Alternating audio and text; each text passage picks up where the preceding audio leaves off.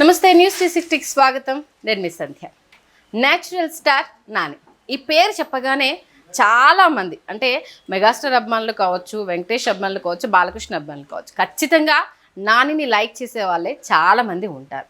ఎందుకంటే 16 ఏళ్ల కష్టము ఇప్పుడు న్యాచురల్ స్టార్గా తనకంటూ ఒక పొజిషన్ని తీసుకొచ్చి పెట్టేసింది. తన మృదుత్వం కావచ్చు, మాట తీరు, తను ఉండే పద్ధతితో అన్ని వర్గాలను తన వెనకేసుకొని, అంటే సినీ ఇండస్ట్రీలో ఎదగాలంటే అవునన్నా కాదన్నా ఎవరో ఒకరు సపోర్ట్ ఉండాలి, లేకపోతే ఏదన్నా ఒక పెద్ద ప్రొడ్యూసర్ కొడుకు అయి ఉండాలి, లేకపోతే ఆ బ్యాక్గ్రౌండ్లో వచ్చి ఉండాలి.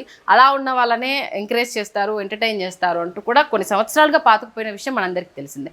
దాంట్లో ఎదిగిన వాళ్ళు అని అంటే మనం వేళ్ళ మీద లెక్కబుట్టచ్చు. దాంట్లో ముందుగా గుర్తొచ్చేది మెగాస్టార్ చిరంజీవి, ఆ తర్వాత మాస్ మహారాజా రవితేజ. వీళ్ళ తర్వాత ఇంకెవరైనా ఉన్నారు అని అంటే టక్కన గుర్తొచ్చే పేరు నాని అనే చెప్పొచ్చు. నిజంగా ఒక ఆర్జేగా తన కెరీర్ని స్టార్ట్ చేసి అసిస్టెంట్ డైరెక్టర్గా సినీ ఇండస్ట్రీలోకి అడుగుపెట్టి అష్టాచెమ్మా సినిమాతో తన కెరీర్ని ఒక టర్న్ తీసుకొని, అంటే తను ఊహించిన ఒక టర్న్ని అష్టాచెమ్మా సినిమాతో అసలు తన లైఫ్లో ఇటువైపు వెళ్తాను, ఇటు అసలు సక్సెస్ వస్తుంది అని కూడా అడిగేసే ముందు కూడా తనకు తెలియదంట. అలా వచ్చిన అవకాశాన్ని సద్వినియోగం చేసుకొని తనలో ఉన్న యాక్టింగ్ స్కిల్స్ని జనాలకు పరిచయం చేసి, కొత్త అబ్బాయి ఎవరో బాగున్నాడు, బాగా యాక్ట్ చేశాడు, చాలా న్యాచురల్గా మన పక్కింటి కుర్రాడిలా చేశాడు అంటూ, అంటే ఇంద్రగంటి మోహనకృష్ణ డైరెక్షన్లో వచ్చిన అష్టాచెమ్మ చిన్న సినిమాగా వచ్చి ఎంత పెద్ద హిట్ అయింది అనేది అందరికీ తెలిసిందే. ఇక తర్వాత సీన్ కట్ చేస్తే అలా మొదలైందితో నందిని రెడ్డి చేతిలో పడ్డాడు.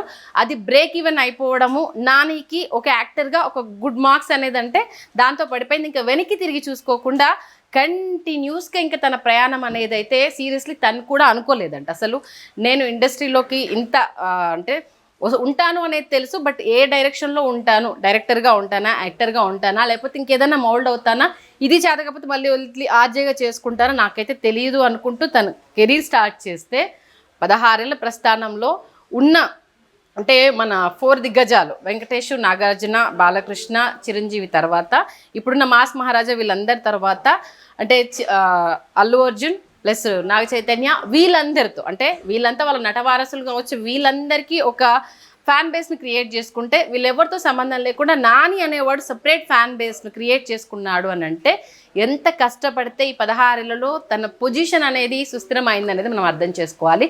సీరియస్లీ ఒక్కొక్క సినిమా తనను తను ముందుకు తీసుకెళ్తూ ప్రేక్షకులకు దగ్గరవుతూ ఒక పక్కింటి కుర్రాడు నాని సినిమా అంటే మనం థియేటర్కి వెళ్ళి చూడవచ్చు, ఎలాంటి ఎక్స్పెక్టేషన్ లేకుండా ప్రశాంతంగా వెళ్ళి తన సినిమాని మనం ఎంజాయ్ చేయొచ్చు అనే ఒక కేటగిరీకి అయితే జనాలను అయితే మౌల్డ్ చేసేసాడు. సీరియస్లీ అంటే నాని సినిమాకి వెళ్తే ఒక ఫ్యామిలీ ఎంటర్టైన్మెంట్, మంచి కామెడీ ఉంటుంది, స్టోరీ ఉంటుంది, హ్యాపీగా కాసేపు నవ్వుకొని రావచ్చు, ఆ సెంటిమెంట్ సీన్తో కాసేపు మన ఇంట్లో జరిగినాయి కదా అని హత్తుకొని రావచ్చు అన్నంత రేంజ్లోకి తన యాక్టింగ్ స్కిల్ తోటి ఒక ఫ్యాన్ బేస్ని అయితే నాని క్రియేట్ చేశాడనే చెప్పాలి.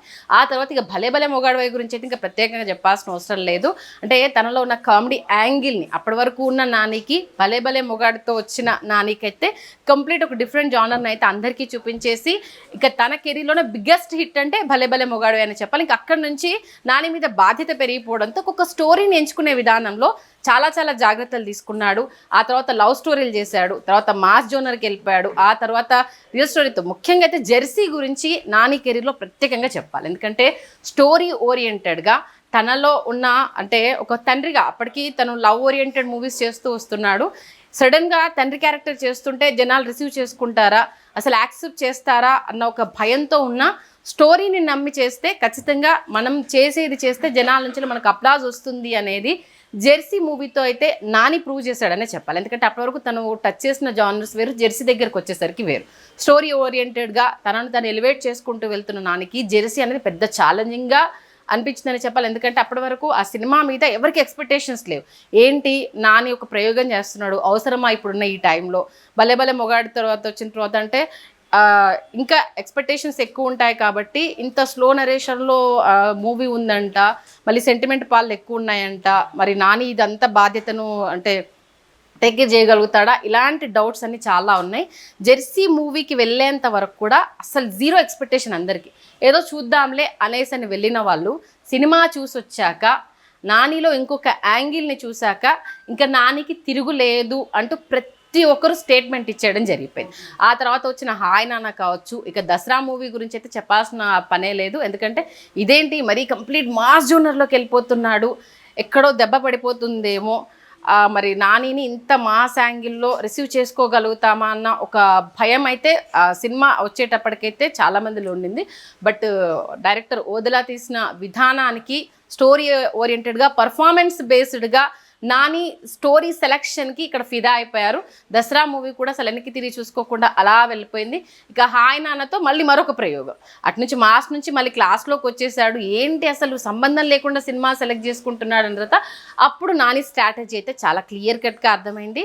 స్టోరీ ఓరియంటెడ్గా తన ఎలివేషన్ ఉండేలాగా, జనాలకు దగ్గర అయ్యేలాగా తన కెరీర్ని ప్లాన్ చేసుకుంటున్నాడు అన్నది మాత్రం క్లియర్ కట్గా తెలిసింది. ఎందుకంటే ఎలాంటి బ్యాక్గ్రౌండ్ లేకుండా, అసలు తన కెరీర్లో ఇంత స్టేజ్కి ఎదుగుతాను అన్న ఒక ఎక్స్పెక్టేషన్ లేకుండా తన కెరీర్ని స్టార్ట్ చేసి ఈ 16 ఏళ్లలో, అంటే ఇవాళకి తను హీరోగా తన కెరీర్ స్టార్ట్ చేసి 16 ఇయర్స్లో, ఈ 16 ఇయర్స్లో ఫ్లాప్స్ అయితే ఒకటి మామూలుగా ఏ మనిషికైనా కామన్గా ఉంటాయి. నాని కెరీర్లో చూసుకుంటే తన ఎక్స్పెక్టేషన్కి అయితే ఫ్లాప్స్ చాలా తక్కువనే చెప్పాలి.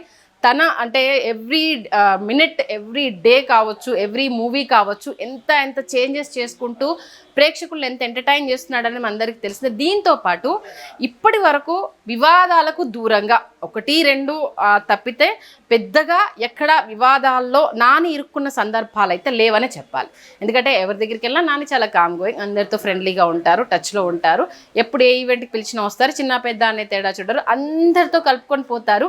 ఈ మాటలు ఎక్కువగా వినిపిస్తాయి తప్పితే నానికి పొగరు ఎక్కువ, అసలు ఎవరితో కలవడు, అసలు ఎవరిని పట్టించుకోడు, ఈ హిట్ పొజిషన్ వచ్చేసింది కదా, పెద్ద పొజిషన్లో ఉన్నాడు కదా మనల్ని, ఇట్లాంటివైతే నాని దగ్గర ఎప్పుడు వినలేదు.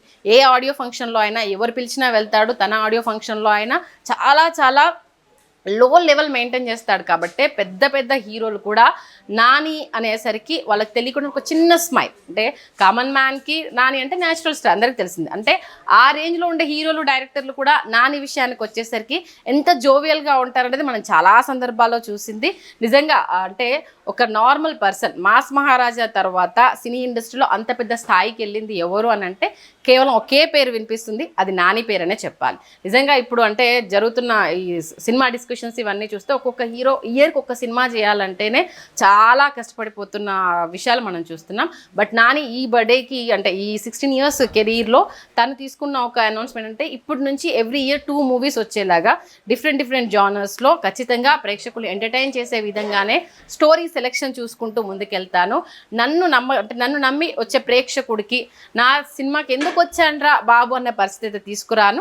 ఓకే పర్లేదు, మనం పెట్టిన టికెట్ రేట్కు నాని మనల్ని ఎంటర్టైన్ చేశాడు అనే పరిస్థితి ఉంటుంది తప్పితే అంతకు మించి అయితే ఇది డిజాస్టరు, ఈ సినిమా ఎందుకు అంటే జెండాపై కపిరాజు సినిమా తర్వాత నానికి కొంత ఏంటంటే ఆ సినిమా నాని కెరీర్లోనే బిగ్గెస్ట్ డిజాస్టర్ అని అంటే జెండాపై కపిరాజు అనే చెప్పాలి. ఆ సినిమా తర్వాత అయితే నాని అయితే చాలా క్లియర్ కట్గా ఒక డెసిషన్ అయితే తీసుకున్నానని చెప్పాడు. ఎందుకంటే 60 రూపాయల 100 రూపాయల టికెట్ రేట్ ఎంతైనా సరే నన్ను నమ్మి వచ్చే ప్రేక్షకుడిని ఎందుకు వచ్చాను రా బాబు అనే పరిస్థితి మాత్రం మళ్ళొకసారి తెచ్చుకోవద్దు. కాబట్టి అన్ని ఎలిమెంట్స్ ఉండేలాగా ఆ స్టోరీని కావచ్చు, నా యాక్షన్ కావచ్చు, వచ్చే ప్రేక్షకుడు కూర్చున్నంతసేపు ఓకే సినిమా బాగుంది అనుకున్నా చాలు, అదే కథాపరంగా వెళ్ళిపోతాను తప్పితే ఇంకా ఎలాంటి ప్రయోగాలు చేయకుండా, చేసిన ఆ ప్రయోగాన్ని మీరు యాక్సెప్ట్ చేసే విధంగానే ముందుకెళ్తాను అంటూ కూడా ఆయన చెప్పడం జరిగింది. కాబట్టి ఇప్పటి నుంచి ఎవ్రీ ఇయర్ 2 మూవీస్తో మీ ముందుకు వచ్చే విధంగా ప్లాన్ చేసుకుంటానంటూ కూడా చాలా క్లియర్గా చెప్పడం జరిగింది. ఇక రాబోయే రోజుల్లో ఇంకా ప్రయోగాలు చేస్తాను ఖచ్చితంగా. ఎందుకంటే ఇప్పుడు నన్ను ఆల్రెడీ మిమ్మల్ని ఆదరించారు కాబట్టి రొటీన్గా వెళ్లకుండా ఇంకా నా నుంచి మీకు కొత్తదనం చూపించే ప్రయత్నం చేస్తాను ఖచ్చితంగా. నానిలో ఇంత క్రూరత నెక్స్ట్ రాబోతున్న మూవీ అయితే ఖచ్చితంగా చిన్నపిల్లలు వచ్చేలాగా కాకుండా కొంచెము దాంట్లో డిఫరెంట్ నానిని అయితే చూస్తారు. కొంచెం డోస్ పెంచుకుంటూ అయితే వెళ్తాను. ఎందుకంటే ఒకటే మూసలో ఉన్నా కూడా నన్ను చూడడానికి ఎంటర్టైన్ అవ్వరు కాబట్టి నానిలో ఈ యాంగిల్ కూడా ఉంటుంది, నాని ఈ యాంగిల్ కూడా చేయగలుగుతాడు అన్న ఒక కొత్త నానిని అయితే మీ అందరికీ త్వరలో పరిచయం చేయబోతాను అనేసి చెప్తున్నాడు. మొత్తానికి అంటే ఎవరైనా ఇండస్ట్రీకి రావాలని అంటే ఎలాంటి సపోర్ట్ లేకపోయినా చిరంజీవి అవ్వలేదా, మాస్ మహారాజ్ అవ్వలేదా, అలాగే నాని అవ్వలేదా అంటూ చాలామందికి అయితే నాని ఆదర్శంగా నిలిచాడు. ఇంకా మంచి సినిమాలు చేయాలి, తన కెరీర్లో ఇంకా బిగ్గెస్ట్ బ్లాక్ బస్టర్స్ నాని అందుకోవాలి. ఇంకా చాలామందికి ఇప్పుడు రాబోతున్న యంగ్ జనరేషన్కి నానిని చూసి ఇంకా కెరీర్లో మనం కష్టపడితే మన స్టోరీ సక్సెస్, మనం అన్ని జానర్లో మనం ఎంటర్టైన్ చేయగలుగుతామంటే నానిలాగా ప్రేక్షకులు మనల్ని కూడా ఆదరిస్తారు అనే స్టేజ్కి నాని రావడం అనేది అయితే మామూలు విషయం కాదు. దీనికి 16 ఏళ్ల కష్టం అనేది అక్కడ క్లియర్ కట్గా అయితే తెలుస్తుంది. ఇంకా మరిన్ని సినిమాలు తీయాలి, మనల్ని ఎంటర్టైన్ చేయాలి, ఇంకా తనకు ఏంటంటే తిరుగులేదు. ఇంకా నానిని టచ్ చేసే పొజిషన్ లేదు అన్నదానికి ఇంకా అంతకు మించి వెళ్ళాలని మనందరం కూడా ఎక్స్పెక్ట్ చేద్దాం.